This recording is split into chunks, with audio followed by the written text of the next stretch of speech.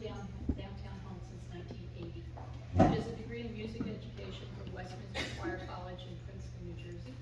And after several years of teaching music and homeschooling her two children, she spent 13 years as a planner with the city of Aiken.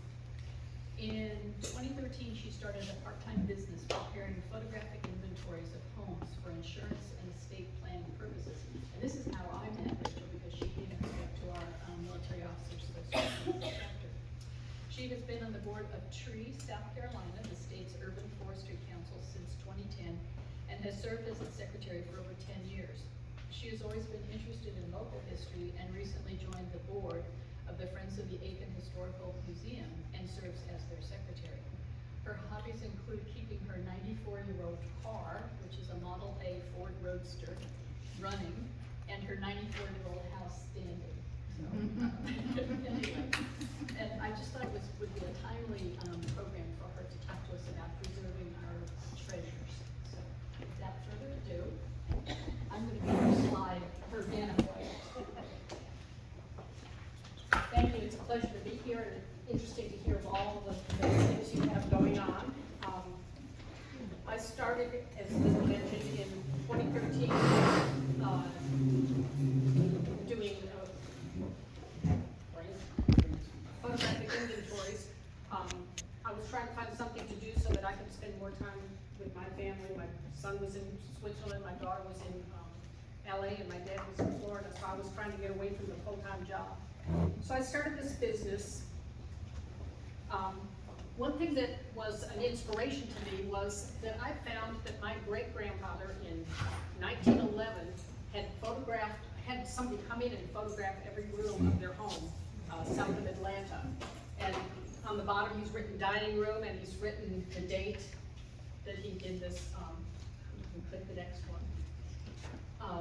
So two views of the dining room, and then two views of the sitting room.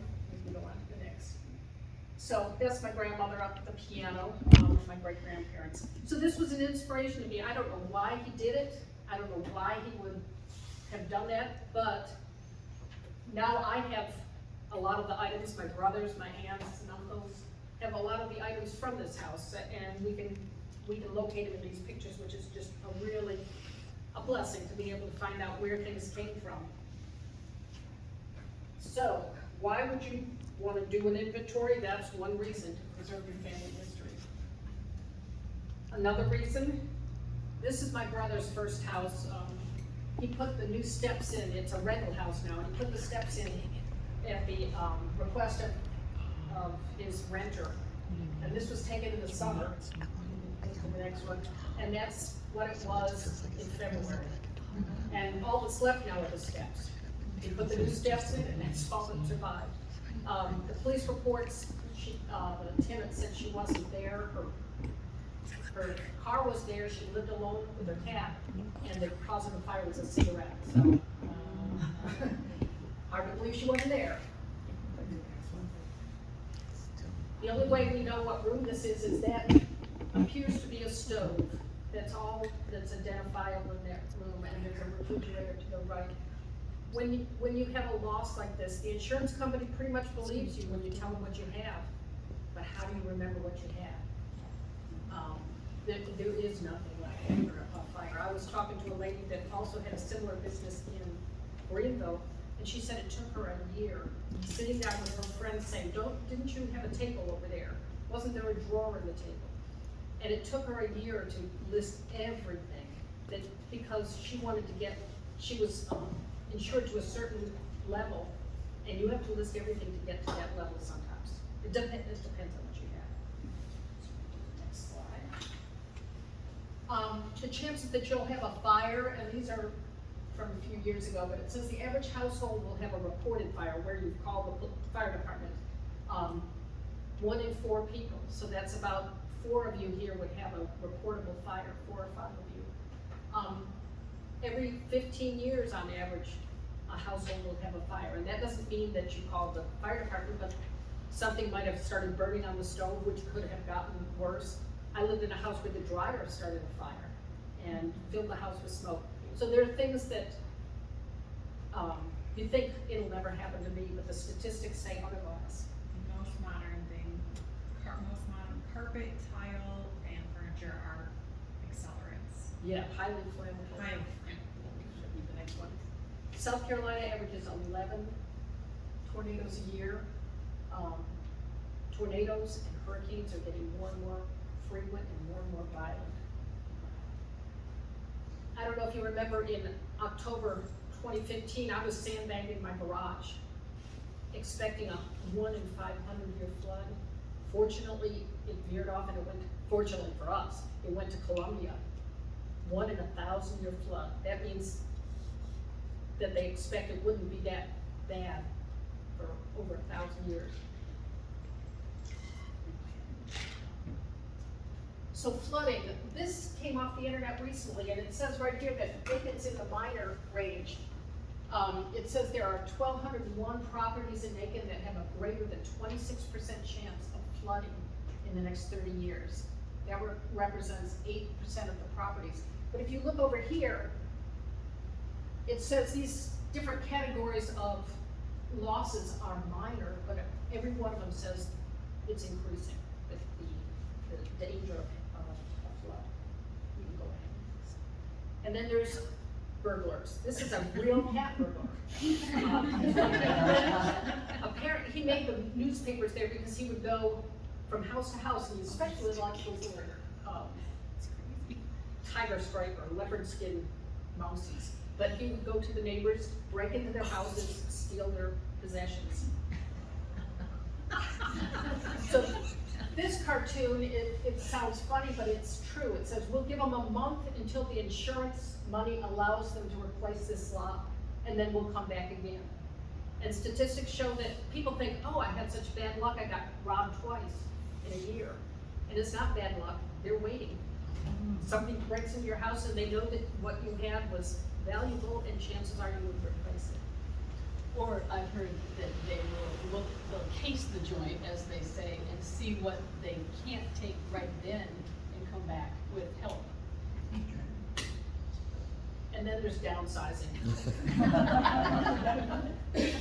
A lot of people want to downsize, give away some of their possessions to their children, but in my case, my son for a while was in Switzerland, my daughter in California. They might not remember, but if you have a photographic inventory, you can send it to them and say, what is it that's most important to you?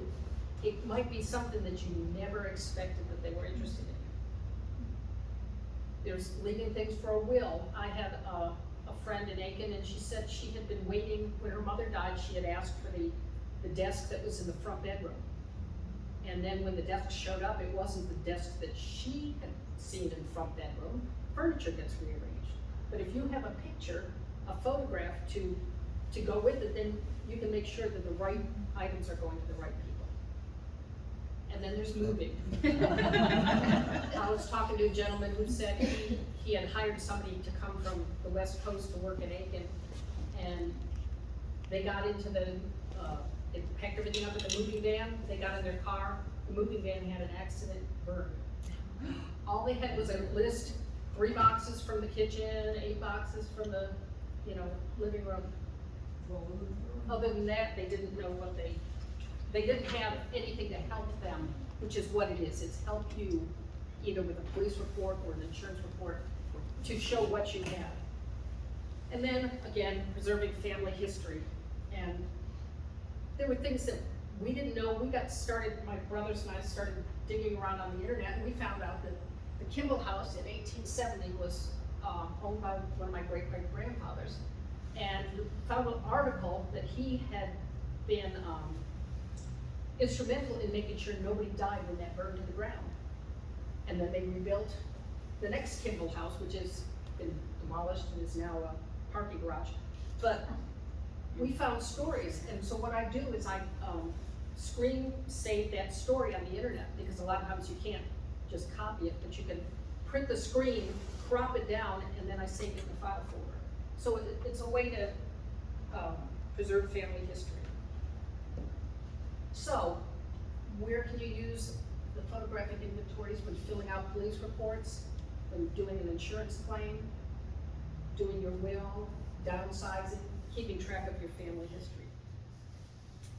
So the key thing of the photographs is identification.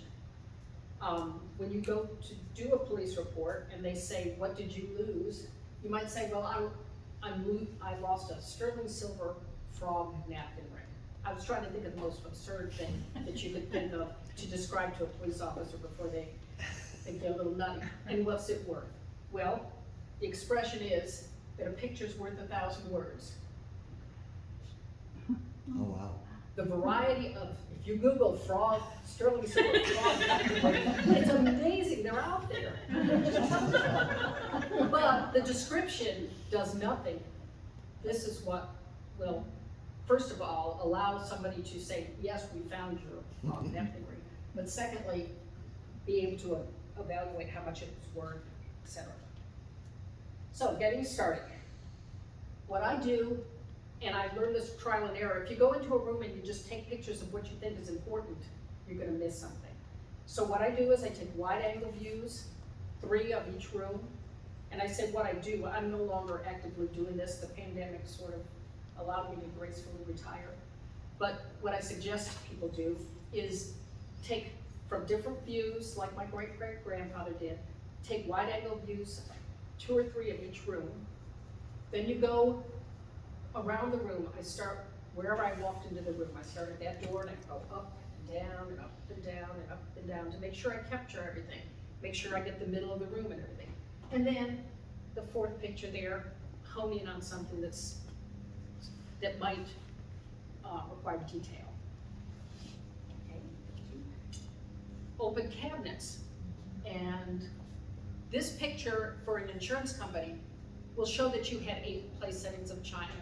It would show that you had other various pieces. It's not for them to look at. They might never even look at your inventory. It's so that you remember to write down that you had 8 place settings of china that perhaps you don't pull out except Christmas and Easter or whatever.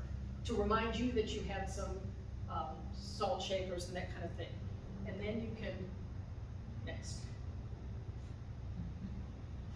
capture the individual patterns if that's appropriate, to remind you what brand it was, and that would allow you to actually determine a price.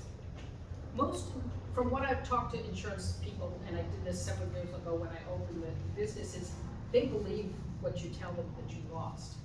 It's that you cannot, when you're in the trauma of a loss, remember everything that you've lost. So, capture things like your silver, and then, next, get close-ups, because if things are stolen or missing, you're gonna need a value, and also, if the police find it, they wanna be able to say, yes, this is what was missing from this house. I had jewelry stolen, and I asked my brothers if they had any pictures of me wearing this great-grandmother's ring, and I was given a picture of me on a merry-go-round with my niece. And if I zoomed it in, it looked like a blob. There was nothing that could be, if the police had found it, there's nothing that would have proved that it was my ring. Okay, next. So, some hints.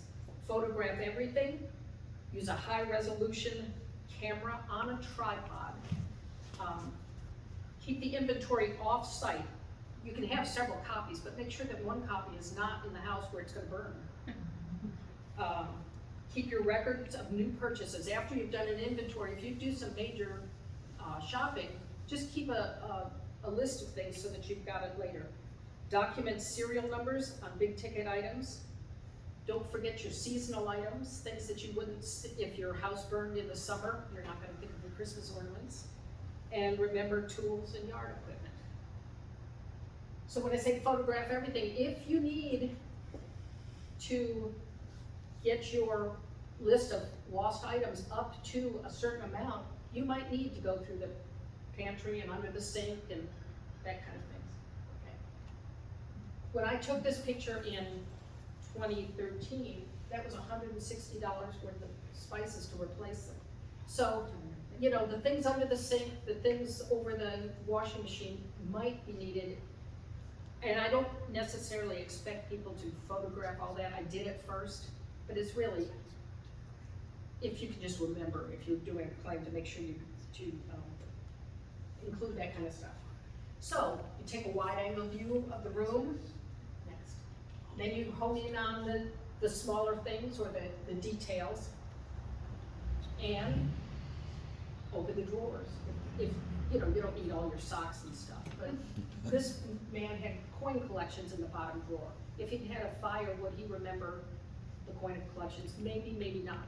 So just the picture of that drawer open would allow him to say, oh yeah, that's where I kept my stamps, and that's where I kept this and that.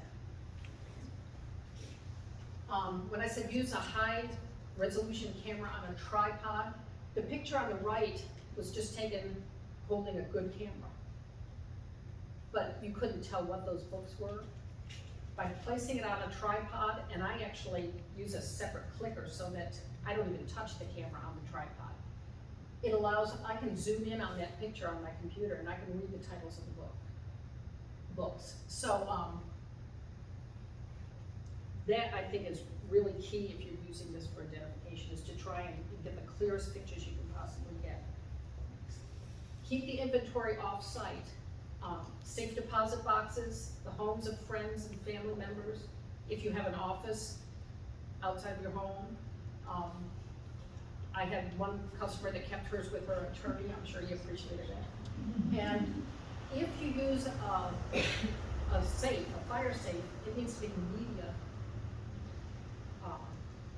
proof, media safe, thank you. The regular fire safes will keep paper safe, but it might not protect your thumb drive, which has got digital stuff on it. The heat may make a difference. So there are special ones that are labeled media safe. Why use a thumb drive? About 10 years ago, people were using discs. Nobody, I don't think we have a computer in our house now that still takes a disc. For now, these are what most computers are taking. They're small, they're not fragile, they can be mailed to somebody, they can be kept somewhere in a drawer.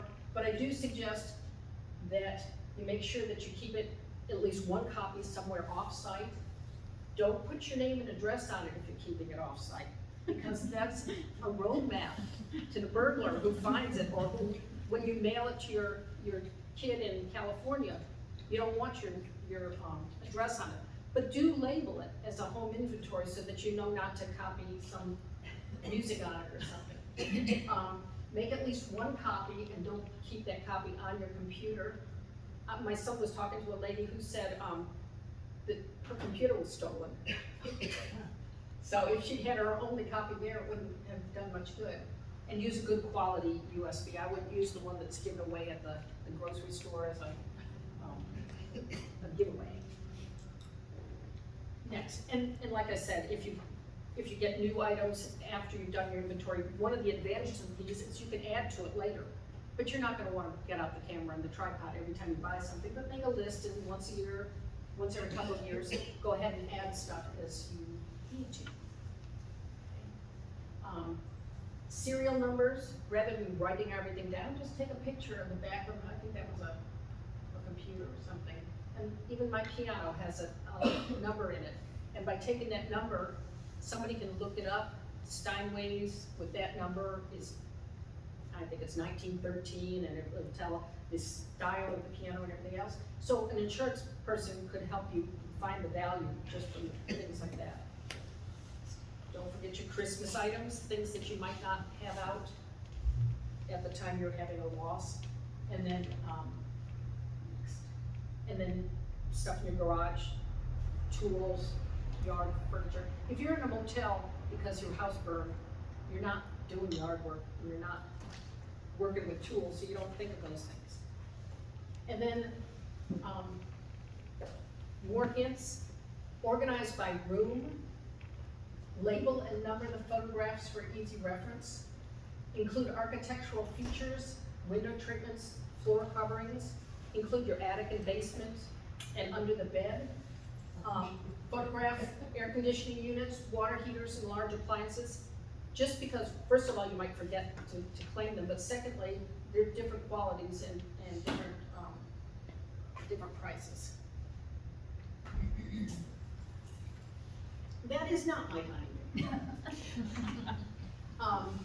But this is an example to label the rooms. And the reason I've heard of people say, oh, I just took a video camera and I just walked through my house and talked. And that's fine, except it's really hard to isolate those photographs if you're making a claim.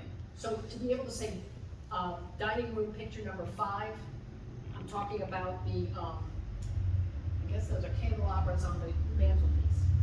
Or showing that I'm not talking about a different chandelier, I'm talking about the chandelier in dining room number 6. So it's best to have photographs, even if they're not organized, but if you're going to organize them, which I would do if I was doing one for someone, I'd label them by room and number.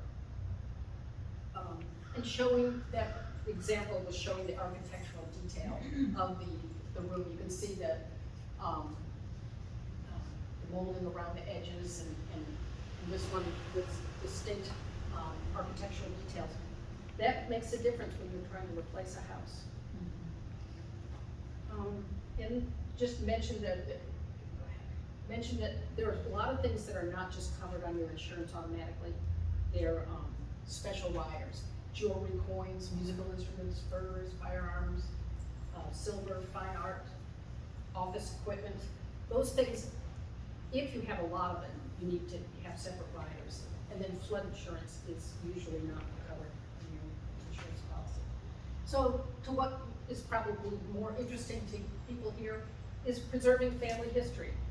And either you can put a picture on your computer and type up information about it, or you can handwrite it. I had one lady that asked me to do her whole inventory with space on the side, and she was gonna go in and handwrite in there why she saved things for her children. She recently died, and I called her husband and I said, don't forget that she was gonna write in what she wanted the kids to know about each of those items. Well, guess what, she didn't ever get around to doing it. And so he just got rid of everything because he didn't care about it. But there's room, I leave room when I do an inventory, just to write in if there's anything special that you wanted to do, and it can be handwritten or typed in. And then you want to get specific about things. For example, most of these items are engraved with different, my great-grandparents' initials and grandparents' initials. So when my children dig through this stuff and say, why would we want to keep this? They'll at least know where it came from and my kids will actually want to keep it. They're wonderful that way.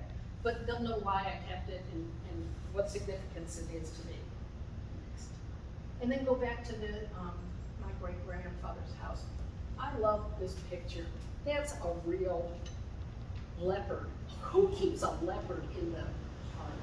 But I've seen pictures of it in different configurations. It's really a leopard. Crazy grandparents. At the front of the house. Yeah, I don't know. But I've seen it, there's another picture with it under the table, so it's, it's moving. So, not anymore. We can go to the next picture. But the significance of that is that the chair right over here is this chair, which needs to be upholstered. The doll in that, next to the fireplace, is the doll in that picture. So I have those things, and now I know where they came from.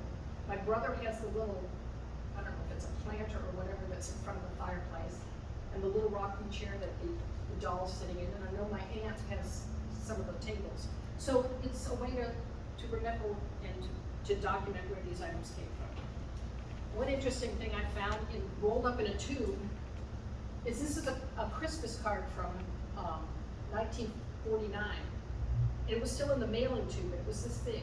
We used to get a postcard or a handmade card from this gentleman every year, and I don't think my grandparents ever took it out of the thing after they first looked at it.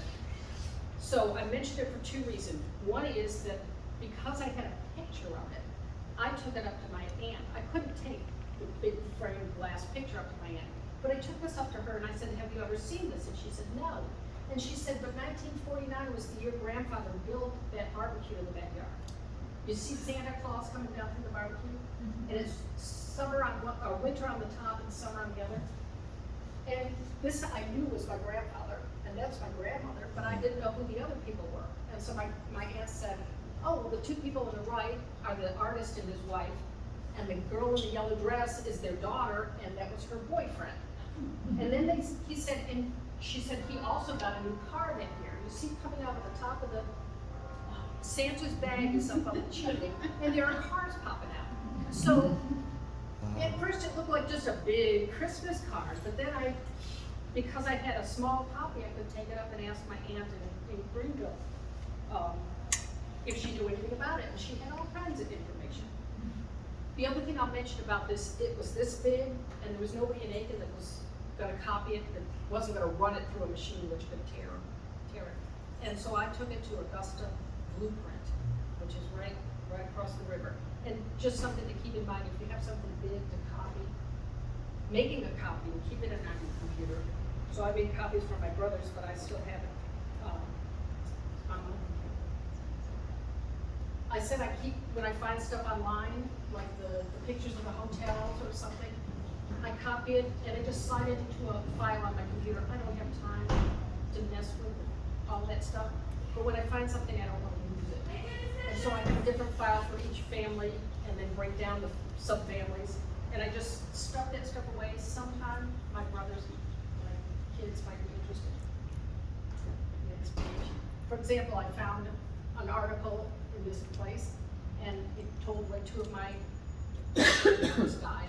So I just copy it, tuck it away, and someday maybe I'll be interested in it. And I'm just about done. Or you could use it for your DAR genealogy. There you go, there you go. Wanted to mention something, one thing I made for people, these are samples of the different things, but one is a heritage book, and it's what this group is probably would be interested in. It's things about my family, again, that I'm gonna pass on to my kids so that they know why we have a silver chariot in the dining room. And it was a fireman's contest back in Atlanta in the, I think it was 1870 something. And here's the card that showed his score. So these are things that if we ever downsize, we're not gonna keep all this stuff, but it's telling the, where some of the items, there's the necklace somewhere. The other thing, and my dad was getting older and was having trouble remembering things, and so I made him a memory book. And the key thing is that every picture in here is labeled. These are his children when they were babies. Hopefully he wouldn't have forgotten our names, but if somebody asked about him, it's all labeled. So it's not just pictures. His wife just loved looking at pictures when she had dementia issues. And she couldn't remember who anybody was. But everybody in here is labeled, and I call that a memory book. So the other thing I'll mention, and then I'll be quiet, is that if you print stuff up or take it to Allegra or someplace to be printed, Allegra put this in a binder for $4 with a plastic cover, a thick back. Now I used my own special paper, which is presentation paper, which comes out nice and crisp and clear. But to do the binding up to an inch is $4 or $5. So you could make yourself a little book, and then you leave room to write in on the margins, and then you'd have a really nice thing. You'd have this to protect you, and you'd have this to share with the people and your family friends. And I'll go one last slide. Not only did my grandparents have that leopard, half the houses I've inventoried had some critter hiding or doing something, and the one on the top left, I didn't even notice till I was developing it. I looked at it and I said, oh, look at that, there's a cat, it was behind a wicker desk. So you never know what you're going to find. I appreciate your time. I hope you will all get out your cameras and your tripods and make sure that you savor it. I